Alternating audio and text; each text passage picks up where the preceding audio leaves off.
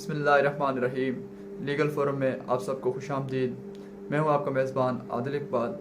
आज की इस वीडियो में हमने एग्जामिनेशन ऑफ विटनेसेस को डिस्कस करना है।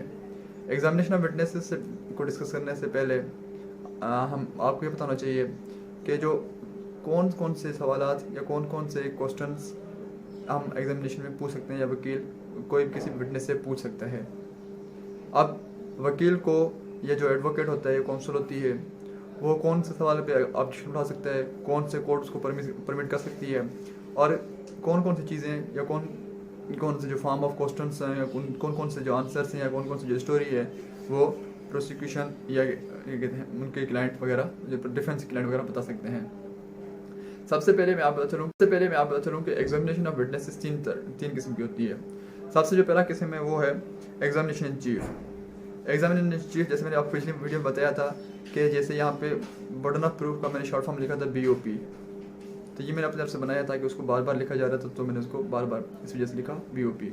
अब यहाँ पे जैसे examination in chief cross examination bar bar use होगा, तो मैंने क्रॉस एग्जामिनेशन को लिखा है CE शॉर्ट फॉर्म करके, ताकि मैं दोबारा बड़ा बड़ा ना लिखना पड़े, और उसके अलावा EIC for the examination in chief. और एग्जामिनेशन इन चीफ क्या होता है, और दूसरा है एग्जामिनेशन इन नैरेटिव और स्टोरी फॉर्म। अब जो प्लान जो पिटिशनर होता है, जो कंप्लेनेंट होता है, उसके पास राइट होता है इस जो मैं यहाँ मेंशन किया एग्जामिनेशन इन द नैरेटिव और स्टोरी फॉर्म, तो वो आगे एग्जाम वहाँ पे वो स्टोरी बताता है अपनी को, उसके साथ क्या हुआ, कैसे हुआ, सारे कोर्ट को बता सकते हैं। और जो एग्जामिनेशन ऑफ चीफ है, अब एग्जामिनेशन ऑफ चीफ में सिर्फ आपसे कौन सा क्वेश्चन पूछने हैं वो हम थोड़ी देर में डिस्कस करते हैं, लेकिन ये सबसे बड़ी रिस्पॉन्सिबिलिटी कोर्ट की होती है कि उसने रेलिवेंसी और एडमिसिबिलिटी को खुद चेक करना होता है कि जो एविडेंस यहाँ पे दिया जा रहा है एग्जामिनेशन चीफ में, जो स्टोरी फॉर्म में या क्रॉस एग्जामिनेशन में, क्या वो एडमिसिबल या रेलिवेंट है कि नहीं है। तो सारी की सारी किसकी रिस्पॉन्सिबिलिटी है, कोर्ट की रिस्पॉन्सिबिलिटी है।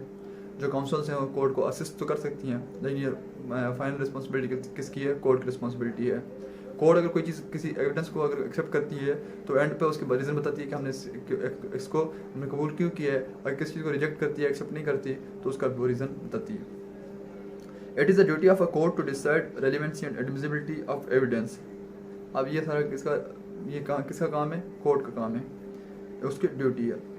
What can be asked in examination in chief. Examination chief में आप क्या पूछ सकते हो, the WH questions can be asked, the WH questions. अब WH क्वेश्चंस का मतलब क्या होगा, जिसमें से आपको एक्सप्लेनेशन चाहिए कि आप वहाँ पे गए तो क्यों गए। फॉर सपोज एक बंदा लाहौर से इस्लामाबाद आता है, तो उसे पूछा जाता है कि आप इस्लामाबाद क्यों आए थे, और उस दिन वो कत्ल हो जाता है या कोई वारदात हो जाती है, तो उससे पूछा जाता है कि आप इस्लामाबाद क्यों आए थे। वो कहता है मैं किसी दोस्त के पास गया था, या मैं किसी से मिलने गया था, या किसी दोस्त के पास गया था यूनिवर्सिटी में। तो वो चेक करते हैं कि एंट्री उसकी हुई है नहीं हुई, वो सारी चीज़ें उसके बारे में चेक की जाती हैं। अब ये जो क्वेश्चन है WH क्वेश्चन, क्यों गए थे, क्या करने गए थे, कब गए थे, ठीक है, तो what, why, where, how, when, ठीक है, तो ये सारे क्वेश्चंस आप एग्जामिनेशन चीफ में पूछ सकते हैं। Which leads to the explanation, वो क्या करते हैं, एक्सप्लेनेशन देते हैं। जो भी चीज़ें आप वहाँ पे गए, क्यों गए, वो उसकी एक्सप्लेनेशन कर रहे हैं, ठीक है, क्या मकसद था, आपने एंट्री करवाई नहीं करवाई तो क्यों नहीं करवाई, तो सारे आपके वहाँ पे WH क्वेश्चन पूछे जा सकते हैं एग्जामिनेशन चीफ में। Leading questions can not be asked in examination in chief. अब एग्जामिनेशन चीफ में लीडिंग क्वेश्चंस आप नहीं पूछ सकते। लीडिंग क्वेश्चन मीन्स, अब लीडिंग क्वेश्चन का मतलब क्या होता है, the questions which suggest the answer are called leading questions.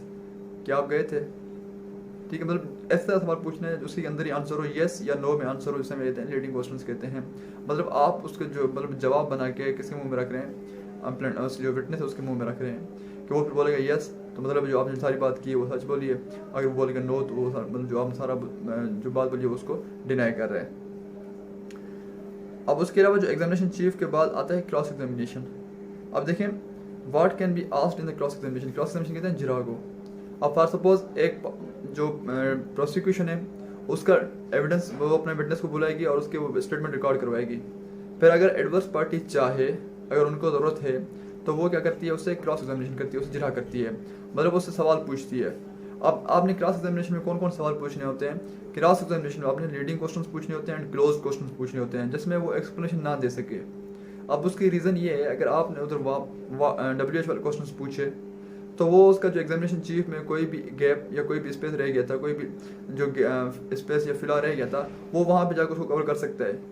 जो मिस्ट्री एग्जामिनेशन चीफ में रह गई है तो उसको मिस्ट्री ही रहने दें, उस आप दोबारा क्वेश्चन डब्ल्यू वाले क्वेश्चन आप नहीं पूछने चाहिए क्रॉस एग्जामिनेशन में।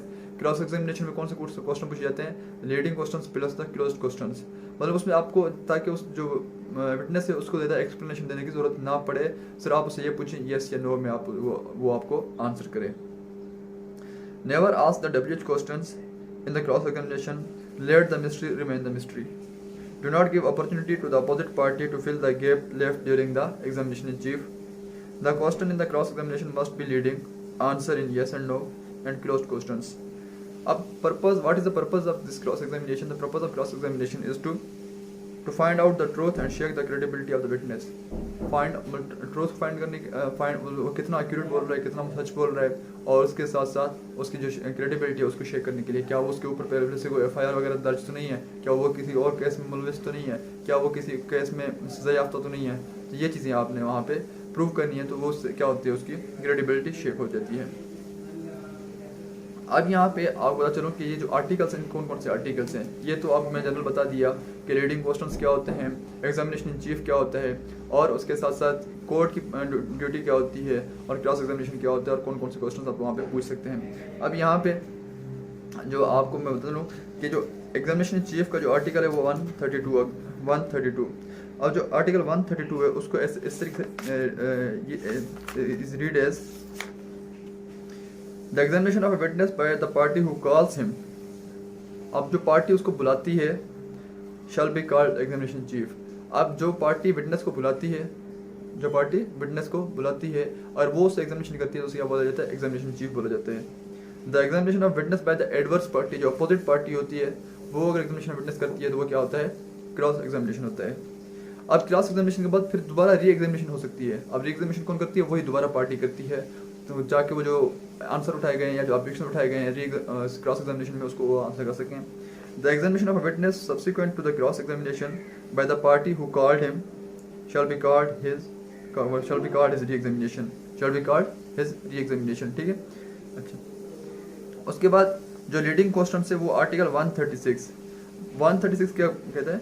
Any question suggesting the answer. अब मैंने क्या कहा था, आप जो लीडिंग क्वेश्चन होते हैं वो आंसर को सजेस्ट करते हैं। आपने सवाल का जवाब किसके मुंह में रखना होता है? विटनेस के मुंह में रखना होता है, फिर वो बोलता है यस या नो में। Suggesting the answer which the person putting it wishes और expect to receive is called a leading question. ठीक है, अच्छा।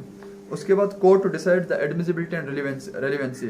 तो आर्टिकल 131 है, जैसे मैंने आपको स्टार्ट में बताया, it is the duty of the court to determine the relevancy and the admissibility of the evidences. Order for the examination. अब एग्जामिनेशन का ऑर्डर कैसे होता है, उसको आपने मतलब तरतीब कैसे होगी उसकी? एग्जामिनेशन सबसे पहले क्या होता है? एग्जामिनेशन चीफ होता है। ये आर्टिकल 133 में आप देखें, witness shall be first examined in chief then if adverse party so desires. मैंने जैसे कहा था कि पहले एग्जामिनेशन चीफ होगी, अगर अपोजिट पार्टी को ज़रूरत है, अगर वो मतलब समझती है कि उसको ज़रूरत है, उसको पूछना चाहिए, तो वो फिर उधर से उसको क्रॉस एग्जामिन कर सकती है। फिर सबसे पहले क्या होगा? एग्जामिनेशन चीफ, उसके बाद क्या होगा? Cross examination. The examination and cross examination must relate to the relevant fact. जो रेलिवेंट फैक्ट्स हैं, जो एग्जामिनेशन इन चीफ है या जो क्रॉस एग्जामिनेशन है, वो उसी चीज़ के साथ रिलेटेड होगी। But the cross examination must not be confined to the facts to the which witness has testified on his examination in chief. जो एग्जामिनेशन चीफ ने उसने जो फैक्ट्स को टेस्टिफाई किया है वो सिर्फ जो क्रॉस एग्जामिनेशन है वो उनके ऊपर सिर्फ मबनी नहीं होगी, वहाँ उस हद तक महदूद नहीं होगी।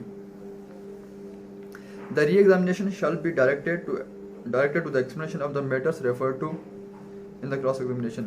जो मैटर्स रेफर किए गए हैं क्रॉस एग्जामिनेशन में, जो री एग्जामिनेशन होगी उनकी एक्सप्लेनेशन के लिए देते हैं हम। अब देखो, examination chief, cross examination, re examination. And if new matter is by the permission of court introduced in the re examination. अब री एग्जामिनेशन में कोई नया मसला सामने आ गया है by the permission of the court, फिर एडवर्स पार्टी को दोबारा चांस दिया जाता है कि वो उस नए मैटर के ऊपर आके उससे क्रॉस एग्जामिन कर सकती है। Examination, cross examination, re examination, अगर नया मैटर अराइज होता है तो उसके बाद दोबारा cross examination. So this is about the article 133 of the कानून शहादत order. The person producing document can not B cross examined.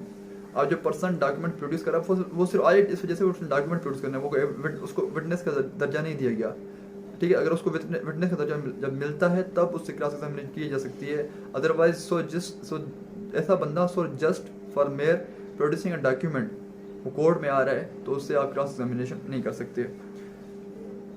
Article 137 the leading question can not be asked in the examination chief. जैसे मैंने कहा था start में कि आप examination chief में लीडिंग क्वेश्चन नहीं पूछ सकते, और इन री एग्जामिनेशन में आप लीडिंग क्वेश्चन नहीं पूछ सकते अनलेस परमिटेड बाय कोर्ट, जब तक कोर्ट आपको परमिट नहीं करती।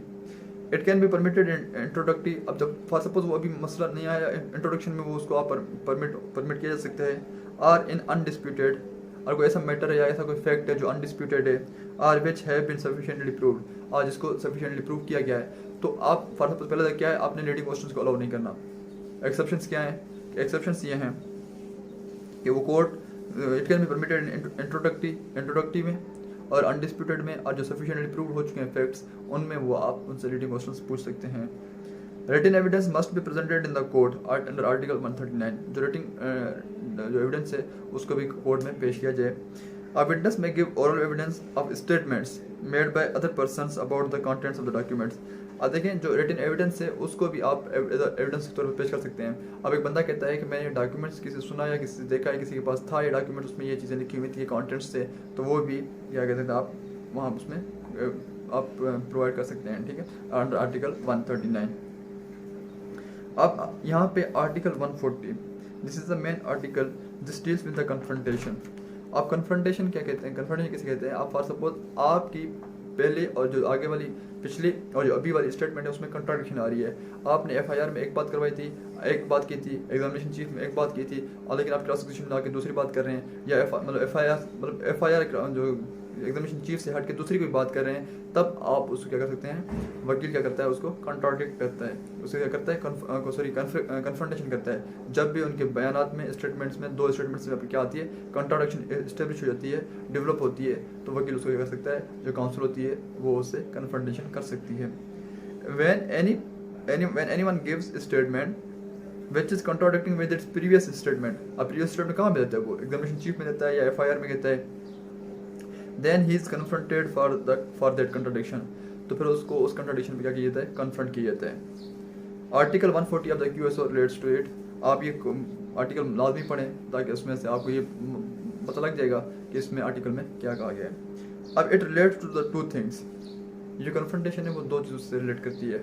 या तो वो बंदा जो स्टेटमेंट्स अपनी दे रहा है पिछले और अभी वाली, उनमें कंट्राडिक्शन किस हिसाब से आ रहा है, ओमिशन के हिसाब से। उसने पहले दो चीज़ें बताई थी, अब वो एक चीज़ बता रहा है, या वो एडिशन कर रहा है, इम्प्रूवमेंट कर रहा है अपने उस बयान में। अब उसने पहले क्या कहा था, उसने पहले कहा था कि मतलब एक दो चीज़ें कही थी, अब वो एक चीज़ के बारे में कह रहा है। अब इसका मिसाल ये है कि उसने कहा कि जो एक बंदा है जो डिजीज है, उसको एडिशन में उसको एक फायर लगा छाती पे, सी चेस्ट पे, और वो उसकी डेथ हो गई। लेकिन मेडिकल रिपोर्ट ने बताया कि उसको 2 फायर लगे हैं, एक चेस्ट पे लगाए और दूसरा बैक पे लगाए। तो ये चेस्ट और बैक वाले 2 फायर अब वो दोबारा क्या करते हैं, उसमें इम्प्रूवमेंट कर रहा है अपने एग्जामिनेशन चीफ में, या क्रॉस एग्जामिनेशन क्या कर रहा है, इम्प्रूवमेंट कर रहा है। वो कहता है कि नहीं, उसको एक नहीं 2 फायर लगे थे। तो वहाँ पे आप उसको कन्फ्रंट कर सकते हैं कि आपने पहले कहा था कि उसको 1 फायर लगा हुआ है, अब आप कहते हैं उसको 2 फायर लगे हैं, तो उसमें उसको आप क्या कर सकते हैं, कन्फ्रंट कर सकते हैं। और this is the way of the confrontation. For suppose यहाँ पे जो चीज़ मेरे पास लिखी हुई है, गवाह मुलजिम जाहिद ने बकर मकतूल, देखो अब कौन है मुलजिम, कौन है, जाहिद है। उसने क्या किया, बकर को जो डिजीज है उसको उसने क्या कहता है कि सीने पे 1 फायर मारा, और ये किस में कहा, एफआईआर में कहा, किसने कहा, गवाह ने कहा। जबकि मेडिकल एविडेंस में 2 फायर थे, एक एंट्री वुंड छाती से था और दूसरा एंट्री वुंड बैक से था। अब गवाह कहता है एग्जामिनेशन चीफ में कि मुलजिम ने 2 फायर किए थे, जो मुलजिमान है या मुलजिम है उन्होंने 2 फायर किए थे, और जाहिद, जबकि दूसरा रहमान ने, एक जाहिद ने किया था, दूसरा रहमान ने किया था। अब पहले उसने एफआईआर में सिर्फ जाहिद का नाम लिया था, अब दूसरा यहाँ पे किसका नाम ले रहा है, रहमान का नाम ले रहा है। तो he is adding, he is improving his statement. अब what is the way of confrontation in this situation, ये बात जो एग्जामिनेशन चीफ में कही थी, क्या ये बात एफआईआर में कही थी? अब वो पूछता है, उससे काउंसलर पूछेगी क्या जो आप बात यहाँ पे कर रहे हैं, क्या वो आपने बात एग्जामिनेशन चीफ में की थी या लिखवाई थी? अगर गवाह कहता है हाँ, अगर गवाह कहता है तो हाँ, it means he is lying, वो साफ ज़ाहिर है, क्योंकि आपके पास FIR कॉपी मौजूद होती है और आपके उसमें जो एग्जामिनेशन अचीव हुआ है उसमें जो उसने बात की गई वो भी कोर्ट के रिकॉर्ड में पास मौजूद होती है।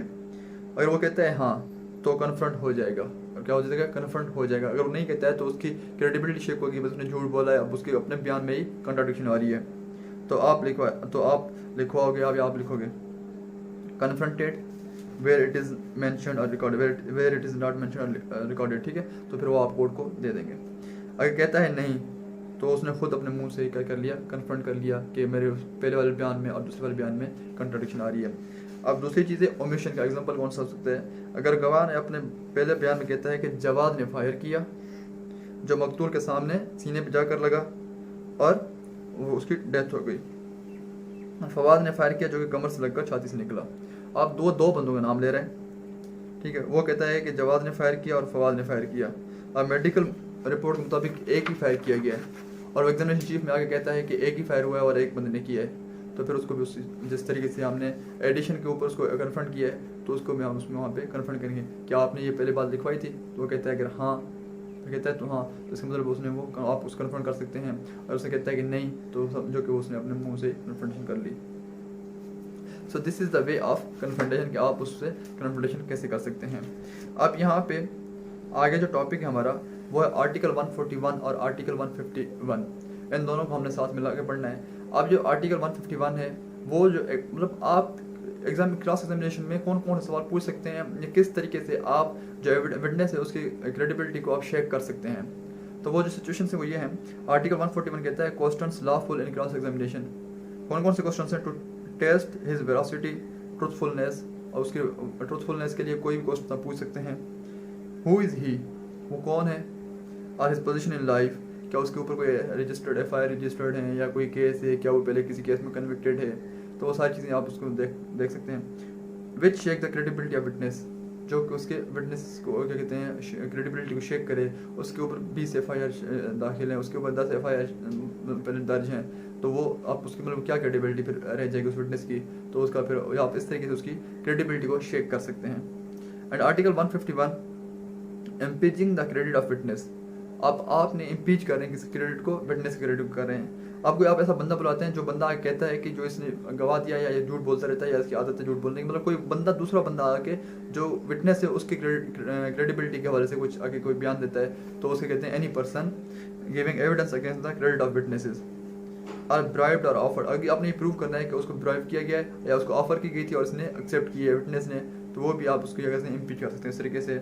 और उस तीसरी चीज़ क्या है, कन्फ्रंटेशन से आप उसको क्या कर सकते हैं, इम्पीच कर सकते हैं। So this is all about the examination of the witnesses and confrontation. अब उसके अलावा यहाँ पे जो इसके रिलेटेड आर्टिकल्स हैं, बाकी जो आर्टिकल्स हैं 161 तक हमने इसमें से कुछ आर्टिकल्स पढ़े हैं, ठीक है। मोस्टली हम 151 तक मोस्टली आर्टिकल्स पढ़े हैं हमने, 151 से आगे हम नहीं पढ़े। उसमें सिर्फ क्या पूछा गया कि आपने कौन कौन से क्वेश्चन पूछे जा सकते हैं, कौन कौन से क्वेश्चन अलाउ हो सकते हैं, कौन कौन से क्वेश्चन अलाउ नहीं हो सकते, तो वो सारी की सारी चीज़ें इन आर्टिकल्स में बताई गई हैं।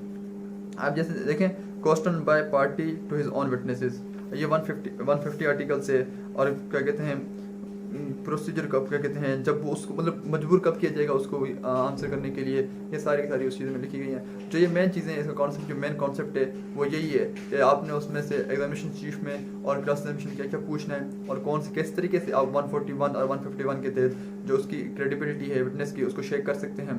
और उसके साथ साथ आपने कन्फ्रंट कैसे करना है, the way of how will be your way of confrontation, वो आपने कैसे देखना है वो आपने इस वीडियो में पढ़ लिया, आपने जान लिया। अगर इसके अलावा आपके पास कोई सजेशन हो, कोई सवाल हो, कोई आपने कोई चीज़ में इम्प्रूवमेंट करनी हो, कोई चीज़ ऐड करनी हो, तो आप कमेंट बॉक्स में कर सकते हैं। आप हमारी वीडियो को लाइक करें, शेयर करें और हमारे चैनल को सब्सक्राइब करें। थैंक यू ऑल, अल्लाह हाफिज़।